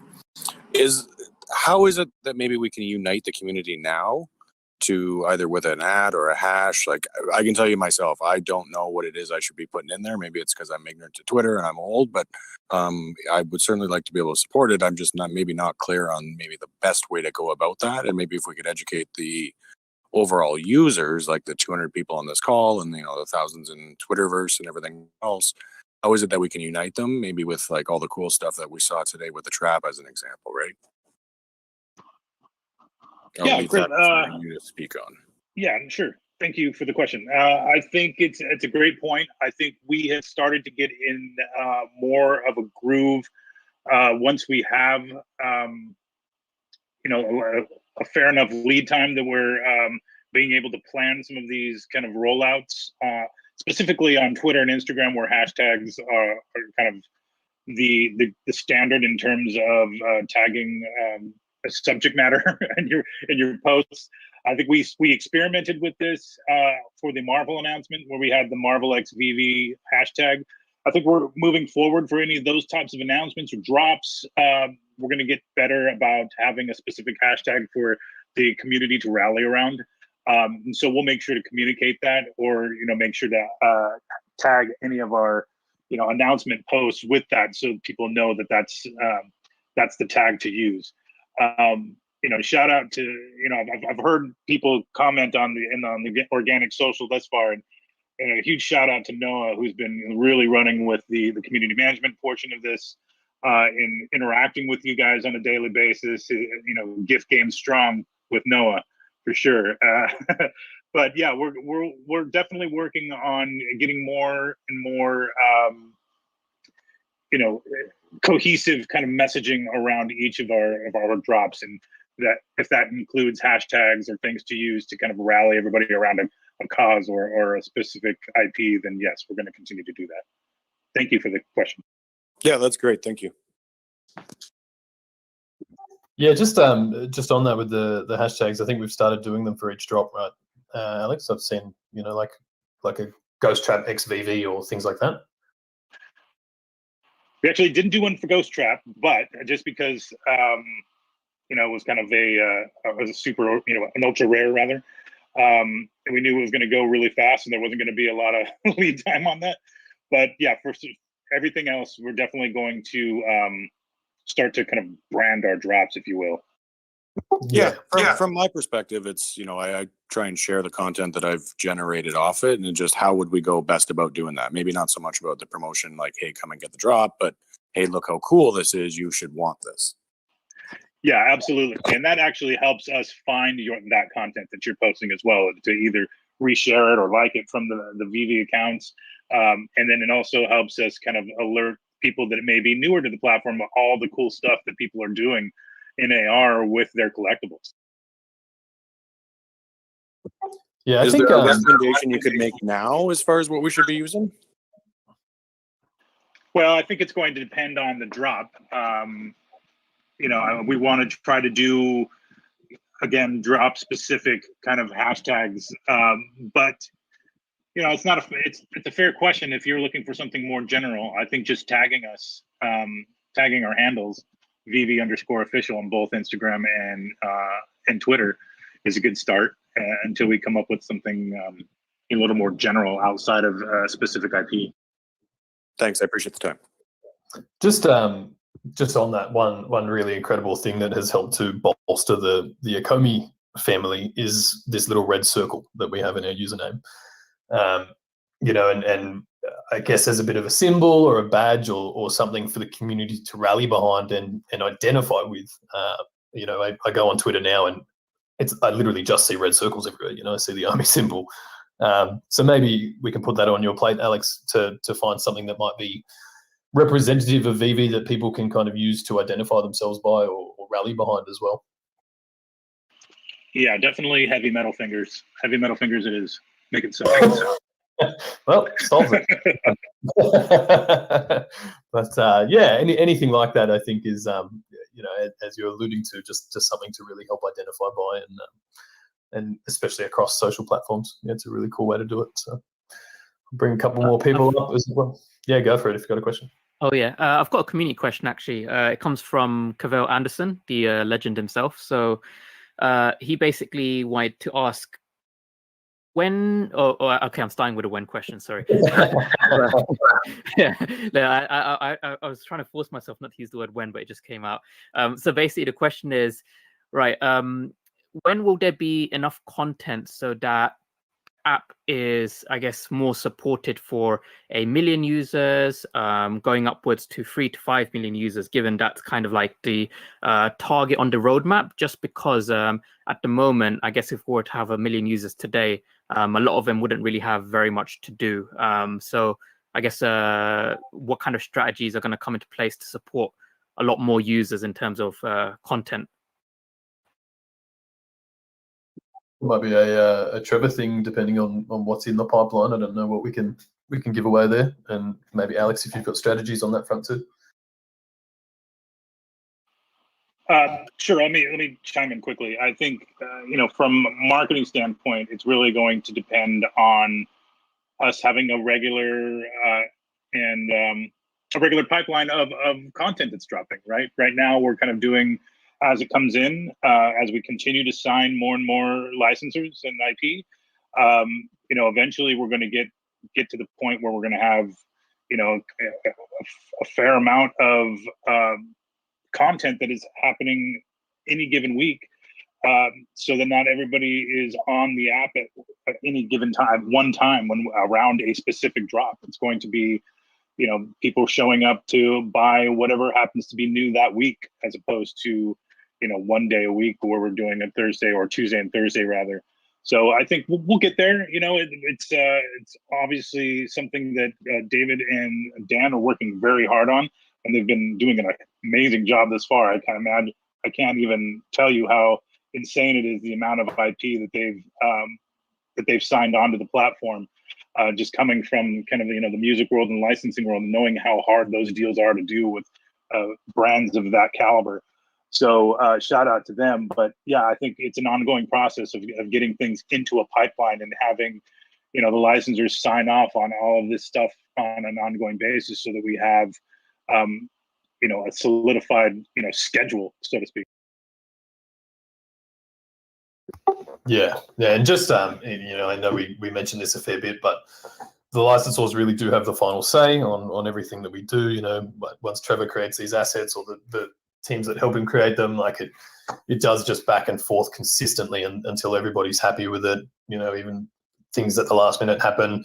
Even perfect example, like the MGA release that went out yesterday. Like we were waiting until sort of the last minute for them to sign off on the press release and what they were happy with there. So yeah, as Alex said, like we really are trying to get these things into a more structured pipeline, so that we can then build campaigns around them. People are aware of it. Your app activity is more spread out throughout the week, depending on the brands you like or the things you want to interact with. But it's that's an iterative process as well. So we'll continue to work on that.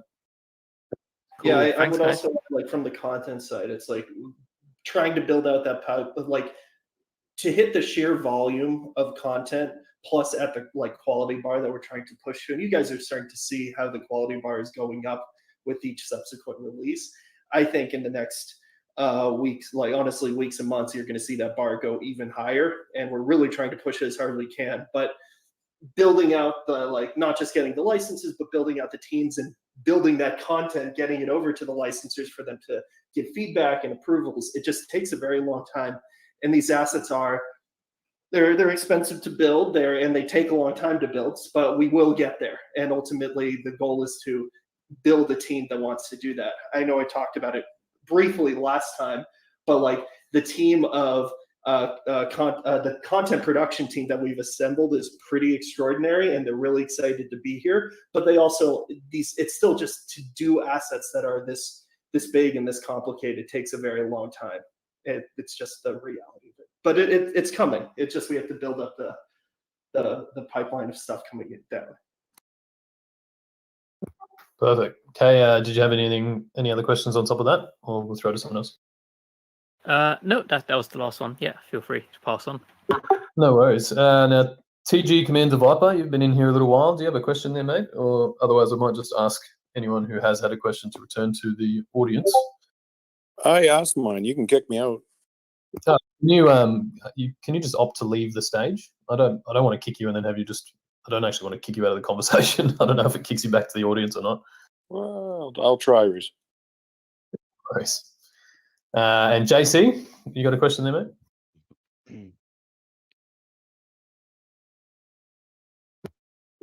While we wait for that, maybe we'll go OMW, TFYB. Guys, can we make some names for these, please? Make my life easier next week. Let's throw to you. We'll go Toasty and then Moogly. Hey, I just had a quick question about the actual auctions in the marketplace. I noticed that it unfortunately changes the price to a lower price, and it makes it pretty hard to bid. Just want to know if that will be addressed in the future.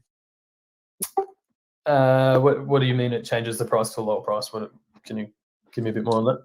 Well, in the past, every bid, if you want to place a bid, it would be 10 cents higher than the current bid. But now on your device, it would be, let's say the bid's $100. When you press the bid button, it might start out at $15.35. I can confirm that. Yeah, I had the same issue as well. I had to manually make my bid ready. Okay. All right. Yeah. Well, That's obviously something pretty recent that's happened. Yeah, it's been like a week and a half. All right, no worries. Let me put that on my list. I'll ask the devs about it. Yeah. So basically, you're saying if the current bid is $100, then your bid should obviously automatically be 100 and something, rather than starting at 15 and then you've got to add it. Yeah, I didn't realize how much that 10 cents really did help until it was gone. Yeah. It's I'll find out about that. I know that it's funny because initially you have people. The feedback is like, oh, I want to be able to set my own amount to bid rather than just go in 10-cent increments or whatever it is. Obviously, the option was already available to up the bid if you wanted to, but yeah, I'll find out what the go is there. As far as I'm aware, it should be starting at the current bid at least to make your life a bit easier. All right, perfect. And also one more thing about the marketplace. I mentioned it before a few weeks ago in the AMA. If they will be able to, on iPhones, after you make a bid, you can't do anything for about 3 seconds. Just wanted to know if that will be fixed, because on an Android, it does work, no problem. You can make a bid and then do anything after, go to the menu, look at another item, whatever the case may be, but you can't on an iPhone. Have you got you've got an Android and an iPhone? Like you've actually compared that? Yes. Okay. All right. No worries. I'll put that on the list too, and I will get back to you. Thank you. I appreciate it, guys. No problem at all. Also, welcome, Alex. I appreciate it. Nice. Thank you, sir. Take care, guys. Take care. I got a question if nobody else has a question. Yeah, if you want to jump in, Kyle, and then we'll go Mr. Moogly. All right, very good.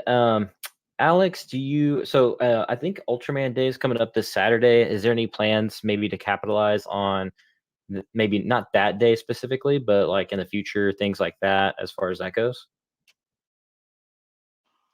In the future, absolutely. Yeah, those are things, I think I don't know if you caught, this last weekend was the anniversary of Back to the Future. So we put out a little something. But unbeknownst to me, everybody hangs on every word of, of those tweets. When I said who's taking their DeLorean out for a spin, I didn't mean to stir everybody up into a frenzy and a when fest of when it was going to be drivable. So apologies on my part for that. But yeah, I think building into an editorial calendar, all of those kind of dates around that may have significance for any of our IP or the digital collectible community at large. Or even Vivi, just kind of holidays, whatever the case may be, building those into the editorial calendar so we can continue to mention those and highlight any content that we have or IP or collectibles around those specific anniversaries or dates or whatever the case is. Definitely want to get that into the fold. Thank you. All right. Toasty, NFTs, Toddfather, and then maybe JC or Moogly. I got some. Yeah, go for it. So I got two quick things. Just one, on the iPhone, you can't like send or receive gems or anything through the app. Is that being addressed, or do you guys even know about that?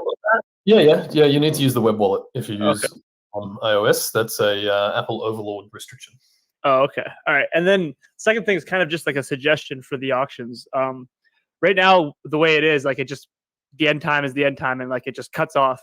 And people kind of use that to keep the prices low and whatnot. Could you make it so like maybe like, or have you guys thought about extending that timer? So like after the last bid is placed, maybe like give an extra 5 or 10 seconds to see if anyone wants a bid higher than that.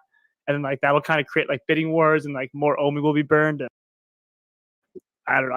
I think it's definitely been suggested, extending that timer with every last bid or whatever. But yeah, to be honest, I think it's part of the experience. Yeah, like you know, for 3 days that auction is up, is there. You know when it's going to end. I think that it's part of the fun of that is like, are you going to be the one that gets the last bid in, and wins that collectible? So if you I think it would dilute the experience and dilute the auction process if every single auction got extended every time someone made a last second bid.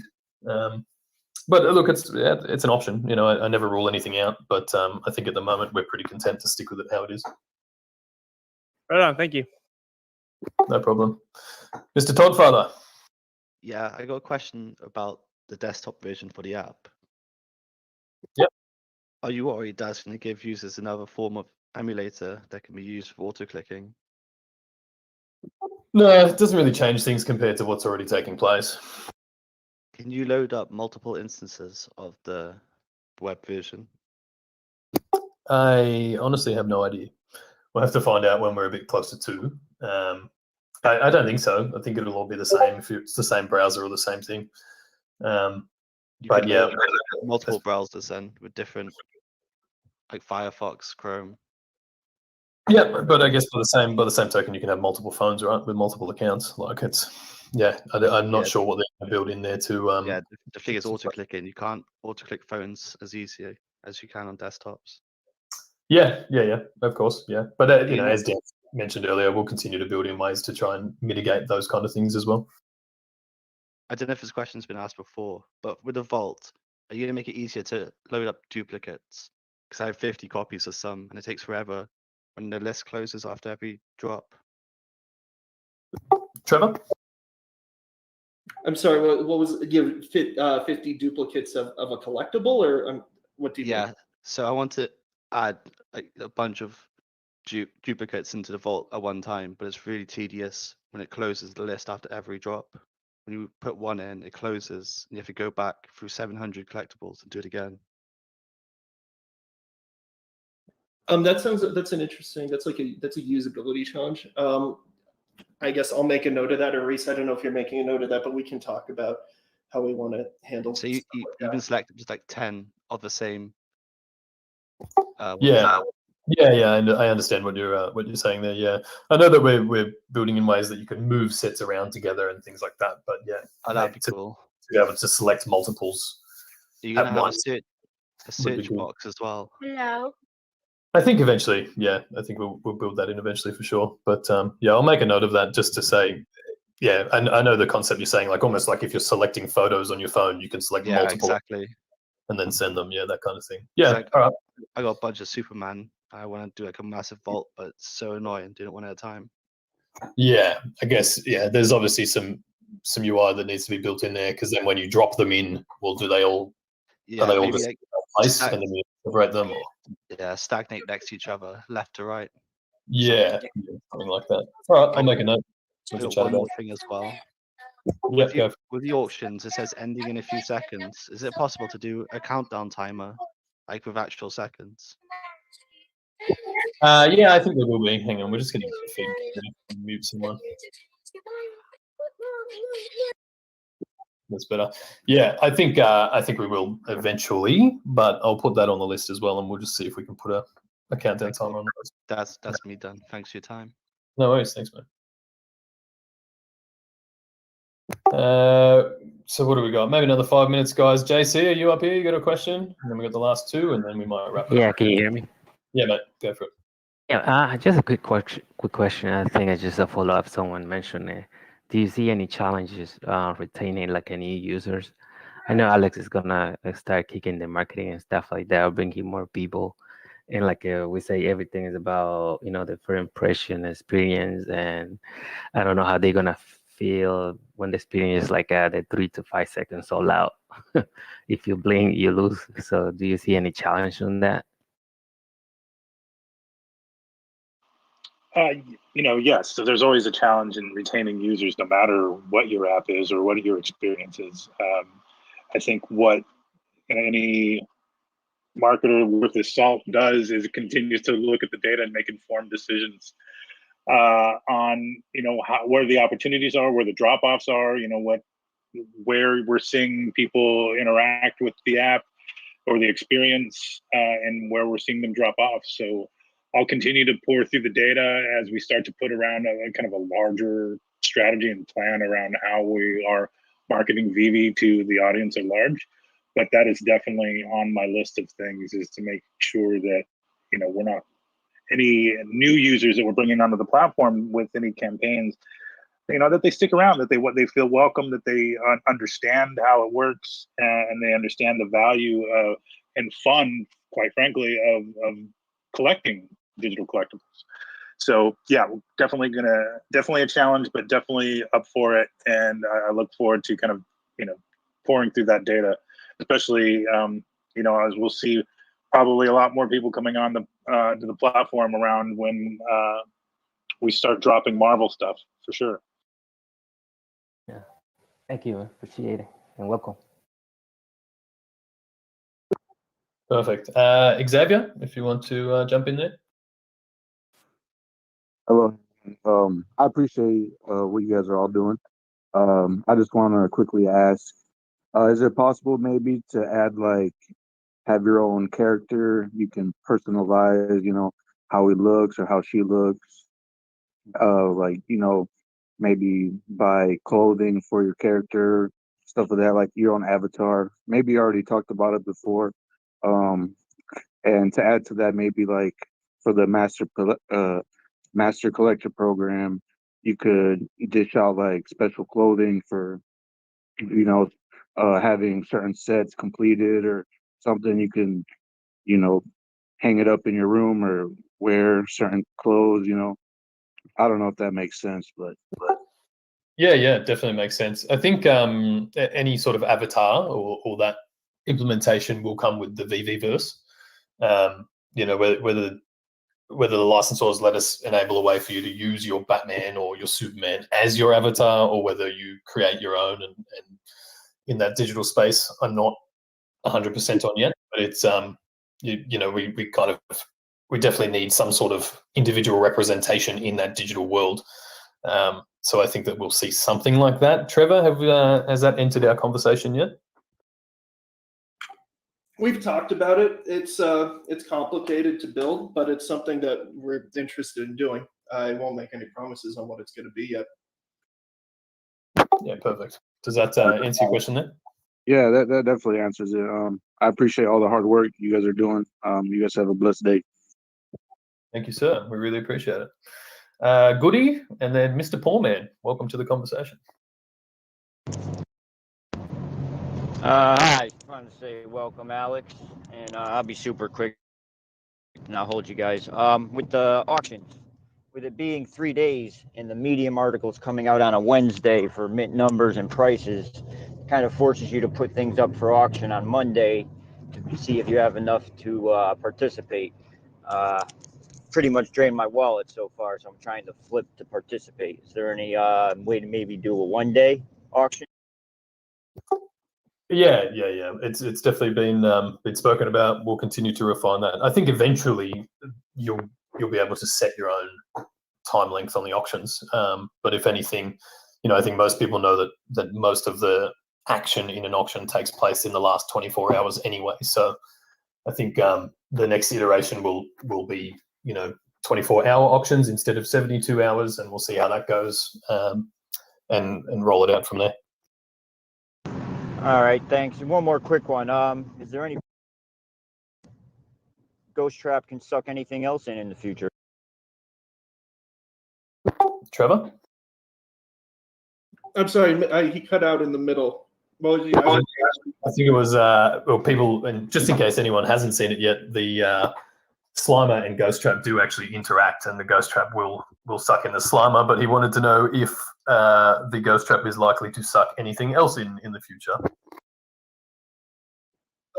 It depends what they set it up to do. I'm sure we could find more stuff for it to suck in. I was just curious if I needed a lumpy princess or not. Oh, you just think anything that floats maybe will be sucked Yeah, I in. think people were trying the Stay Puffed and trying to suck him in, and I commented on Twitter his hips were too big. Too many marshmallows, eh? Also, shout out Kyle. Credit to you for the red Omi circle, my friend. Killer move in the community. Much appreciated. Thank you. Appreciate that. Where credit's due. And last thing, Reese, how did the sale of your car, how'd that go? Oh, it went very well. I sold it, I think, like 2 hours after we spoke, and then I bought more Omi. And that has also gone very well. Your Lambo's Classic coming Reese. Yeah, that's it. I don't have any vehicles left to sell, so it's up next is the kidney, I've been informed. But we might throw to you, Mr. Poorman, and then we'll wrap it up for the day, I think, guys.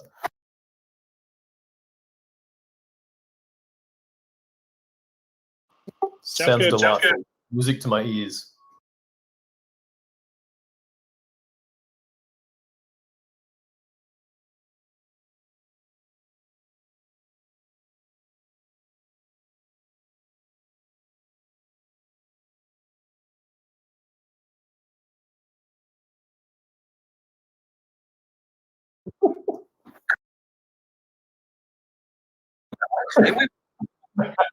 Why?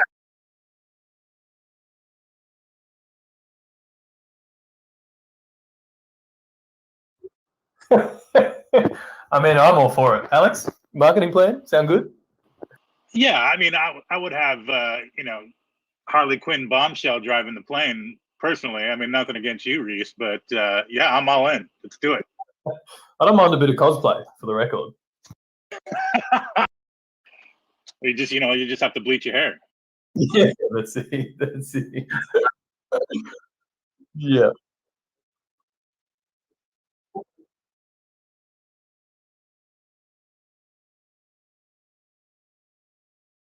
Yeah. I'll need to get a bit of an update on that. I know when it was originally mapped out, Michael, the CTO, said he was estimating sort of 6 to 8 weeks. That would put us end of this month, early next month. So I think, well, I know that the development is already underway. In terms of like the day that we say, yep, we're migrating now, or the token swap is open, I don't quite have the exacts yet, but look, best case, I think we're probably seeing it in the next 4 weeks. But I've kind of been saying to people by the end of August, just to be safe. I hope that ends up being a safe estimate. But it's underway. It's underway, and as soon as Michael tells us that we're ready to go, then we'll start rolling on it.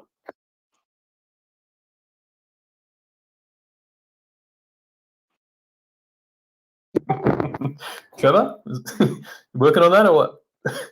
It's Brittany, bitch. We actually got the LOL dolls just for you, poor man. Thanks, mate. All right, guys, we might wrap it up there. Recording. Thanks for all your questions and always being here. Big welcome to Alex. You guys will get to know him more, and you can follow him on Twitter. Alex, what is your Twitter handle there? It is all one word, Reverend Alex G. And yes, I am an ordained minister. That was my next question. Fantastic. All right, guys, you know where to find him. You can already find us all over socials. So, yeah, big thanks to everyone, and we will talk next week. Thank you for the warm welcome, everybody. I'm really happy to be here. Let's get it. Cheers, guys. See you later.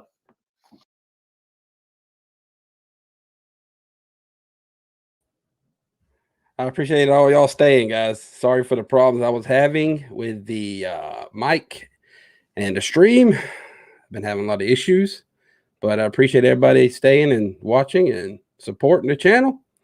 And I guess I'll see you on the next roll, guys. The next roll. Peace out.